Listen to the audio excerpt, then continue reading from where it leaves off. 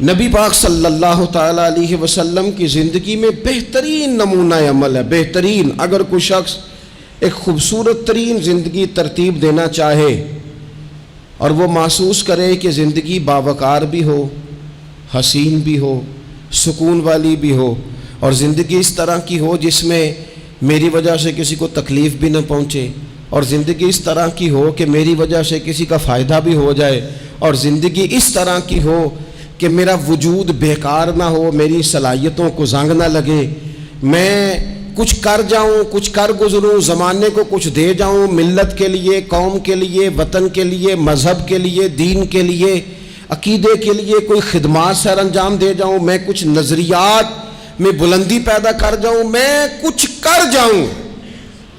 اگر کچھ چاہے کہ میں کچھ کر جاؤں تو لَقَدْ كَانَ لَكُمْ فِي رَسُولِ اللَّهِ أُسْوَةٌ حَسَنَةٌ، پھر اس کے لیے میرے نبی پاک کی زندگی ایک بہترین نمونہ ہے، بہترین نمونہ۔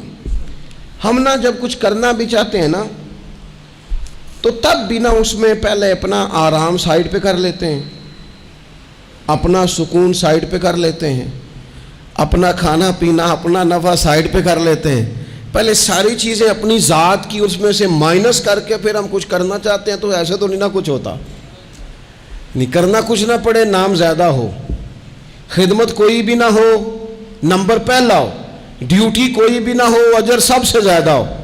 باتوں کے ساتھ جو لوگ پلاؤ پکاتے ہیں وہ زیادہ بھی گھی ڈالنے تو خرچہ کوئی نہیں آتا، مسالہ جات مہنگے استعمال کریں، باتوں سے جو پلاؤ پکانا ہے۔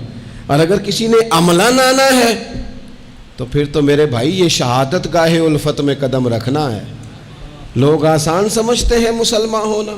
آپ تھوڑا سا اس آیہ مقدسہ کا پس منظر سمجھیں گے۔ یہ آیت نازل کب ہوئی؟ یہ آیت نازل ہوئی ہے غزوہ خندق کے موقع پر۔ سارے عرب قبائل جمع ہو کے یک بار کی انہوں نے حملہ کر دیا مدینہ طیبہ پہ، اور زمینی حقائق یہ ہیں، اندر کی صورتحال یہ ہے کہ یہودی جو بڑی دیر سے معاہدہ کیے ہوئے تھے مسلمانوں کے ساتھ، انہوں نے معاہدہ بھی توڑ دیا۔ منافقین مدینہ طیبہ میں جو بڑا اظہار کرتے تھے ظاہری جملوں اور لفظوں کے ساتھ، وہ پیچھے ہو گئے۔ قحط کا زمانہ ہے، معاشی حالات بھی بڑے سخت ہیں۔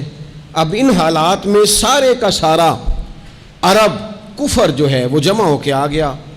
اب حضور نے ان کے خلاف کھڑے ہونا ہے، صحابہ کو جمع کیا گیا، مشاورت کی گئی، اب کیا کیا جائے۔ حضرت سلمان فارسی رضی اللہ تعالیٰ عنہ نے مشورہ دیا کہ یا رسول اللہ صلی اللہ تعالیٰ علیہ وسلم، ہمارے علاقے میں یوں ہوتا ہے کہ جب اس طرح کا معاملہ ہو تو خندق کھودی جاتی ہے، اس میں آگ جلائی جاتی ہے، اور پھر دشمن سے مقابلہ کیا جاتا ہے۔ اب خندق کھودنی ہے اور اتنی بڑی کھودنی ہے کہ گھوڑا اس کو کراس نہ کر سکے، تو اس کے لیے بھی تو اسباب چاہیے۔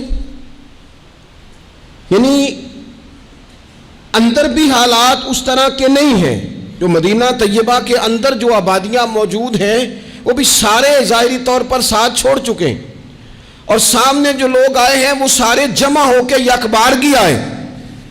اب مقابلہ ہے اور مالی حالات بھی کمزور ہیں۔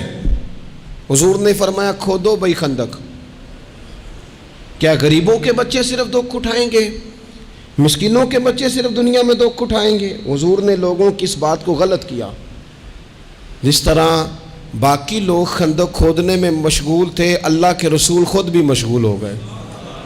لوگ جیسے اندر سے مٹی اٹھا اٹھا کے خندق سے باہر لاتے تھے، نبی کریم بھی اٹھا کے باہر لاتے تھے۔ جتنی محنت دوسرے کر رہے تھے حضور اس سے ڈبل کر رہے تھے، بلکہ صحابہ فرماتے ہیں درمیان میں کچھ ایسی چٹانیں آئیں جو ہم سے نہیں ٹوٹتی تھی، تو حضور نے فرمایا مجھے دونا تھوڑا، مجھے دونا اوزار، میں تمہیں توڑ کے دیتا ہوں۔ حضور نے باقاعدہ عملاً اس میں کام کیا۔ اور جب ہم نے کہا نا یا رسول اللہ ہم نے تو بھوک کی وجہ سے پیٹ پہ پتھر باندھے ہیں، تو حضور نے کپڑا ہٹا کے کہا تم نے اگر ایک باندھا ہے تو میں نے دو باندھے ہوئے ہیں۔ عملاً حضور نے حصہ لیا۔ ایک مہینہ پورا مدینہ طیبہ کا محاصرہ کیے رکھا کافروں نے، اور کڑاکے کی سردی، حالات اور طرح کے، ان سارے حالات میں یوں ڈٹ کے میرے رسول کریم نے مقابلہ کیا۔ یوں ڈٹ کے مقابلہ کیا کہ وہ جو آئے تھے نا مہینہ پورے کے لیے اور سارے جمع ہو کے آئے تھے، نتیجہ یہ نکلا کہ وہ ایک دوسرے کو برا بھلا کہنے لگے. تو غدار ہے، دوسرا قبیلہ کہتا تو غدار ہے، تو نے کہا تھا جیت جائیں گے، تو ہمیں لے کے آیا تھا، تو نے شرارت کی تھی. ایک مہینہ محاصرہ کرنے کے بعد وہ سارے وہاں سے خائب و خاسر ہو کر ذلیل و رسوا ہو کے نکل گئے. اور ان سارے حالات میں حضور یوں ڈٹ کے کھڑے ہوئے کہ کمزور پڑنے والے لوگوں سے، پریشان رہنے والے لوگوں سے، چھوٹی چھوٹی باتوں پر گھبرا جانے والی امت سے، اور ذرا ذرا سی باتوں پر ٹینشن طاری کر لینا اور کالا جادو ہو گیا، نظر لگ گئی اور فلانا آ گیا اور فلانے کی وجہ سے ایسا ہو گیا اور فلانے نے مجھے یوں کر دیا اور فلان کی وجہ سے میں کامیاب نہیں ہو سکا اور فلانا میرے ساتھ چلتا. تو اللہ کریم نے ان ساری کمزور باتیں کرنے والے ہم جیسے لوگوں کو سمجھایا کہ یہ حالات دیکھو اور میرے رسول کا ڈٹنا دیکھو، اور ان حالات میں بھی پورے کفر کو بھگا دینے کا انداز دیکھو. لَقَدْ كَانَ لَكُمْ فِي رَسُولِ اللَّهِ أُسْوَةٌ حَسَنَةٌ، فرمایا تمہارے لیے میرے محبوب کی زندگی میں بہترین نمونہ ہے.